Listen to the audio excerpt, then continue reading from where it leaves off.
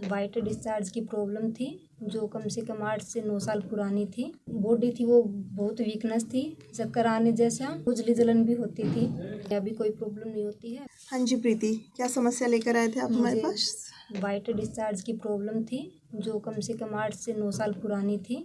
Okay, अच्छा, उसमें आपको परेशानी क्या क्या होती थी? उसमें मेरे को ये परेशानी रहती थी कि बॉडी थी वो बहुत वीकनेस थी, चक्कर आने जैसा, बहुत पेनफुल हाथ होती पाँव थी। भी दर्द हाँ करते जी, थे हाथ इसमें? पाँव दर्द करते थे। ओके, खुजली जलन? खुजली जलन भी होती थी।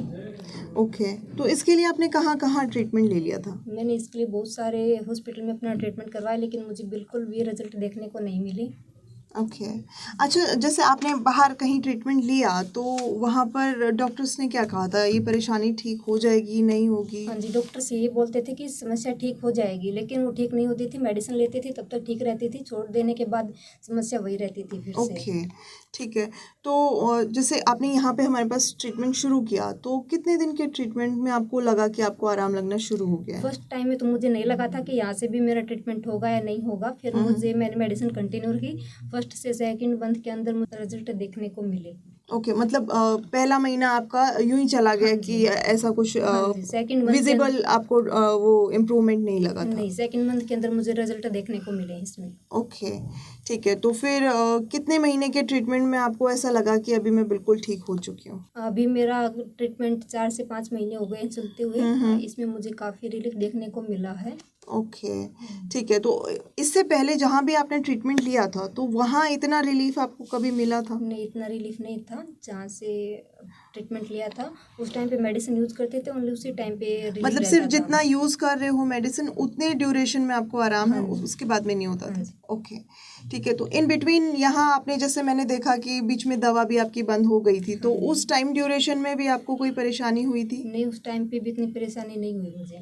ओके, तो बहुत सारी फीमेल्स होती हैं जिनको सफ़ेद पानी जैसी परेशानी होती है या फिर पीरियड से रिलेटेड बहुत सारी परेशानियां होती हैं, बट वो इजीली डॉक्टर के पास नहीं जा पाती। वो उस चीज़ को बहुत नॉर्मल समझती है कि हाँ ये चीज़ नॉर्मल है। तो उन पेशेंट्स को आप क्या कहना चाहेंगे? उन्हीं पेशेंट के लिए मेरा ये कहना रहेगा कि वो ऐसी परेशानी को नज़रअंदाज न करे, वो अपना ट्रीटमेंट करवाए। आगे चलकर ये समस्या बहुत ज़्यादा बढ़ सकती है। बिल्कुल, क्योंकि अगर लंबे समय तक ये परेशानी बनी रहेगी तो शरीर में इतनी कमजोरी आ जाती है। सबसे पहला तो वजन ही नहीं बढ़ता है, दूसरा हाथ पांव दर्द करते हैं, वीकनेस आती है, चक्कर भी आने लग जाते हैं। शायद ये सिम्टम आपने मुझे बताया था कि मुझे इतनी कमजोरी हो गई कि मुझे चक्कर भी आ रहे थे। चक्कर भी आने लग गए थे। ओके, पीरियड से रिलेटेड कोई परेशानी जो बीच बीच में आपने मुझे बताई थी, क्या वो अभी होती है? नहीं, अभी कोई प्रॉब्लम नहीं होती है। ओके, तो प्रीति जी को जो सफ़ेद पानी की परेशानी थी वो काफ़ी हद तक ठीक हो चुकी है। तो इसी तरीके से अगर आपको भी फीमेल रिलेटेड कोई भी प्रॉब्लम्स है, ल्यूकोरिया या फिर हैवी मेंसेस की प्रॉब्लम है, पेनफुल मेंसेस रहते हैं, पीरियड्स पेनफुल होते हैं, तो आप हमारे स्क्रीन पर दिए गए नंबर पर कांटेक्ट करें और अपनी अपॉइंटमेंट बुक करा सकते हैं। ऑल ओवर इंडिया हमारी ऑनलाइन अपॉइंटमेंट्स भी अवेलेबल रहती हैं और ऑफलाइन भी आप आकर दिखा सकते हैं।